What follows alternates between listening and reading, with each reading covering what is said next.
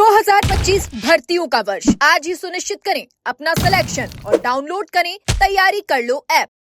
नमस्कार, एजुकेशन नगरी की खास पेशकश एजुकेशन बुलेटिन में आपका स्वागत है। मैं हूं आपके साथ विनीत। तो चलिए रुक करते हैं शिक्षा जगत की तमाम बड़ी खबरों की ओर।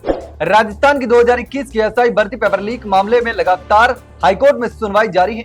आज भी सुनवाई जारी रही, लगातार कल भी शुक्रवार को सुनवाई जारी रहेगी और इस केस को लेकर अब कोर्ट भी गंभीर नजर आ रहा और जल्द फैसला आने की उम्मीद भी है। हर कोई कोर्ट की तरफ नजरें गड़ाए बैठा है कि आखिर कब इस मामले का अंत होगा।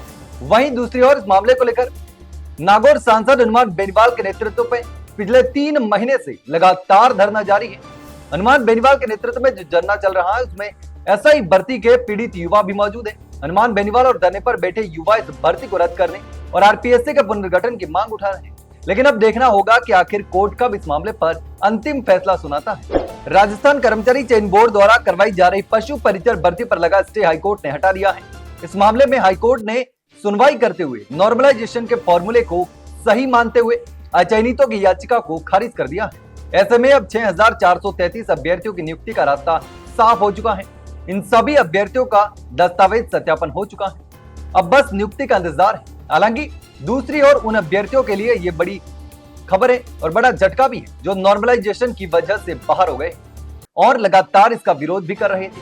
हालांकि बोर्ड ने आने वाली भर्तियों में फॉर्मूला बदलने की भी बात कही थी, लेकिन अब देखना होगा कि आने वाली भर्तियों में फॉर्मूला बदला जाता है या फिर नहीं। राजस्थान की 3rd ग्रेड शिक्षक भर्ती 2025 में पद बढ़ाने की मांग लगातार जोर पकड़ती जा रही है। युवाओं का धैर्य अब जवाब देने लगा। इस बार सिर्फ 7,759 पदों की घोषणा हुई और घोषणा होते ही युवाओं का गुस्सा भड़क उठा है, जो अब तक की सबसे कम संख्या मानी जा रही है।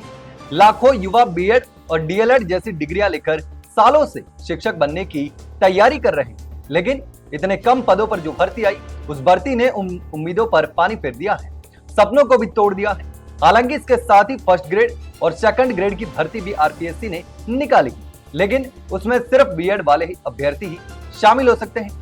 डीएलएड जैसी डिग्री किए हुए अभ्यर्थियों के पास वो भी मौका नहीं और इसीलिए अब लगातार पदों में बढ़ोतरी की मांग कर रहे हैं। 7,759 में से 5,636 पद केवल लेवल 1 के लिए हैं और उसमें भी महिला आरक्षण के चलते पुरुष अभ्यर्थियों को बहुत कम अवसर मिलने वाले हैं। लेवल 2 में तो सिर्फ 2,123 पद हैं। सोशल मीडिया पर विरोध अब लगातार बढ़ता जा रहा है। छात्र सरकार से पद बढ़ाने की मांग कर रहे हैं। राजस्थान में सरकारी नौकरी की तैयारी कर रहे युवाओं के लिए एक बड़ी खुशखबरी है। राज्य में 2 अहम भर्तियों की घोषणा की गई है, जिसमें कुल 365 पदों पर नियुक्तियां होनी है और इन दोनों भर्तियों को लेकर बड़ी खबर सामने आ रही है। पहली भर्ती आरएसएसबी द्वारा प्लाटून कमांडर के 84 पदों के लिए निकाली गई है।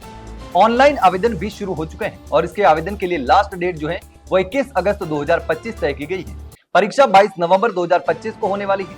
वहीं अगर दूसरी बड़ी भर्ती की बात करें तो वो है आरपीएससी द्वारा असिस्टेंट एग्रीकल्चर इंजीनियर के 281 पदों पर भर्ती की जा रही है। यह भर्ती राजस्थान कृषि विभाग के तहत होने वाली है। आवेदन प्रक्रिया 28 जुलाई 2025 से शुरू होगी और 26 अगस्त 2025 तक चलने वाली है। आवेदन करने के लिए एग्रीकल्चर इंजीनियरिंग में डिग्री, देवनागरी लिपि में हिंदी लेखन क्षमता और राजस्थान की संस्कृति का ज्ञान होना आवश्यक है। राजस्थान कर्मचारी चयन बोर्ड द्वारा 2756 पदों पर जो वाहन चालक भर्ती की जा रही है, आवेदन प्रक्रिया पहले ही पूरी हो चुकी है और अब 23 नवंबर 2025 को परीक्षा प्रस्तावित है। लेकिन इसी बीच एचएमवी यानी हैवी मोटर व्हीकल लाइसेंसधारी अभ्यर्थियों में असमंजस की स्थिति बन चुकी है और लगातार उनकी नाराजगी भी बढ़ती जा रही है। पहले इस भर्ती में अनुभव प्रमाण पत्र को लेकर मांग चल रही थी, जो बाद में शांत हो गई क्योंकि आवेदन समाप्त हो चुके हैं। अब असल समस्या ट्रेड टेस्ट में एचएमवी अभ्यर्थियों की असफलता दर को लेकर सामने आई।